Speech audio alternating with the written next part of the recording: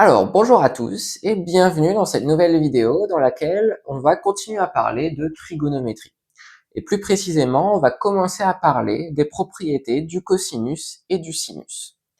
Donc, dans une vidéo précédente, celle, si je me souviens bien, d'introduction du cosinus et de sinus, eh bien, on avait conclu la vidéo en disant qu'on pouvait directement voir sur le cercle que le cosinus va être compris entre -1 et 1 toujours, peu importe le point auquel on s'intéresse sur le cercle trigonométrique, et c'est la même chose pour le sinus. Donc, cette propriété-là, elle vient simplement du fait que, comme le cercle trigonométrique, par définition, il a un rayon égal à 1, et quand on est au niveau, enfin quand on est sur un point du cercle, on est forcément entre -1 et 1 au niveau des abscisses, et c'est la même chose pour les ordonnées. Donc forcément, le cosinus qui se lit ici, il sera toujours entre -1 et 1, et le sinus également. Aujourd'hui, on va parler d'une autre propriété qui est très utile. Donc c'est que cosinus carré de x plus sinus carré de x est égal à 1. Et on va faire deux choses. Par rapport à cette formule, déjà on va comprendre d'où elle vient.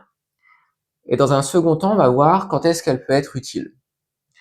Et donc, pour savoir d'où elle vient, donc peut-être que vous voyez déjà un petit peu là, avec ces histoires de carré d'où ça peut sortir.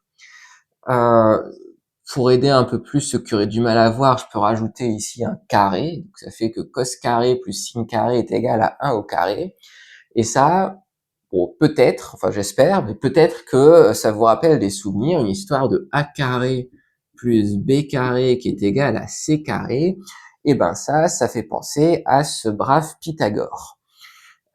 Et c'est effectivement son théorème, donc le théorème de Pythagore, qui va permettre de démontrer cette formule. Et donc, pour appliquer Pythagore, il faut trouver un triangle rectangle. Et là, ici, on a des histoires de cercles, donc pour l'instant, on ne voit pas forcément bien arriver, mais si on place un petit peu les grandeurs, là, la formule, elle fait intervenir le cosinus, donc on va essayer de le placer, on va essayer de faire apparaître aussi sinus, puis avec un peu de chance, ça apparaîtra naturellement. Donc là, on va prendre un point. Par exemple, le point M d'abscisse curviligne X. Donc ici, si on veut faire apparaître le cosinus de X, le cosinus de X, c'est la projection du point sur l'axe des abscisses. Donc là, on va lire cosinus de X. Et le sinus, il va correspondre à la projection du point du cercle sur l'axe des ordonnées. Bon, et là, ici, on voit apparaître des angles droits quand même, donc c'est un début, sachant qu'on veut arriver tranquillement à utiliser le théorème de Pythagore, c'est pas mal de faire apparaître des angles droits.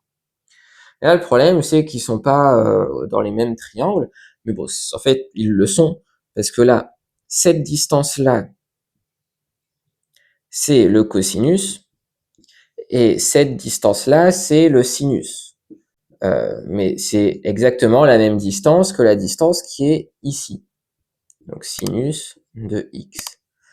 Et puis après, il y aurait le dernier côté du triangle, et donc ce côté, il a pour longueur 1, parce que ce côté-ci, il correspond à un rayon du cercle, et on sait que le rayon du cercle trigonométrique, c'est 1. Donc maintenant, on a un triangle rectangle comme ceci, avec sinus de x, cosinus de x et 1. Et donc, si on applique le théorème de Pythagore dans ce triangle rectangle-ci, on va directement aboutir à la formule que j'ai annoncée en début de vidéo, donc à savoir que sinus carré plus cosinus carré est égal à 1. Donc ça, c'est pour la démonstration. Maintenant, à quoi est-ce qu'elle sert cette formule ? Assez logiquement, ce qu'on peut en dire, c'est qu'on va pouvoir utiliser cette formule quand on veut remplacer des cosinus par des sinus, et quand on veut remplacer des sinus par des histoires de cosinus. Parce que dans un cas, on a cosinus de x qui est égal à racine de 1 moins sinus carré de x, et dans l'autre cas, on a sinus de x qui est égal à 1 moins cosinus carré de x. Donc ça peut servir quand on a des histoires de cosinus de x et de sinus de x, mais ça peut aussi servir pour les valeurs remarquables du cosinus et du sinus, donc qui faisaient l'objet de la vidéo précédente.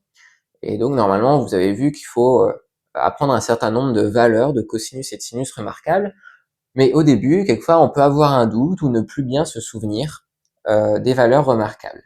Et si on se souvient par exemple que cosinus de pi sur 3, je me souviens que c'est 1/2. Mais plus moyen de trouver la valeur de sinus de pi sur 3. Ça, gros trou noir, je la retrouve plus. Et ben on peut utiliser ça pour retrouver la valeur manquante. Donc là, par exemple, on va avoir sinus de pi sur 3 de ce fait-là, qui est égal à racine de 1 moins 1,5 au carré, donc moins 1 quart. Donc ça fait racine de 3 sur 4, et donc ça fait racine de 3 sur 2. Donc qui est bien la valeur correspondante à sinus de pi sur 3. Alors il y a une petite subtilité quand même. En théorie, là ici, vu qu'on passait de carré, tout le monde était positif. Là maintenant, on n'a plus les carrés. On pourrait s'intéresser à des cosinus qui sont négatifs. Donc là, normalement, alors généralement on la note pas, mais il faudrait. C'est plutôt valeur absolue de cosinus et valeur absolue de sinus qui sont égales à racine de 1 moins sinus carré et racine de 1 moins cos carré. Et donc là, de la même manière, il faut faire attention parce que cette méthode, pour se souvenir de la deuxième valeur remarquable, quand on s'en souvient plus bien ou qu'on a un doute, ben cette méthode, elle va jamais donner le signe. Elle va toujours aboutir à quelque chose de positif. Mais c'est pas toujours le cas. Par exemple, ici, si on cherche sinus de moins pi sur 3, par exemple, donc ça, normalement, c'est moins racine de 3 sur 2, mais en appliquant cette formule, on va quand même aboutir à racine de 3 sur 2. Donc on n'aura pas le bon signe, mais la bonne valeur si on prenait la valeur absolue. Donc on faut faire quand même attention à ça. Mais voilà, après ça, bon, si on trace un petit cercle, qu'on se dit je cherche pi sur 3, pi sur 3 c'est là, donc oui, évidemment le sinus il est négatif, donc il faut que je rajoute un moins. Donc voilà, alors idéalement, faut juste se souvenir de toutes les valeurs remarquables du cosinus et du sinus, parce que déjà ça fait gagner du temps, puis ça évite de se triturer le cerveau à savoir s'il faut rajouter un moins ou pas. Mais voilà, si un jour vous avez un petit trou, vous pouvez essayer de vous en sortir comme ça.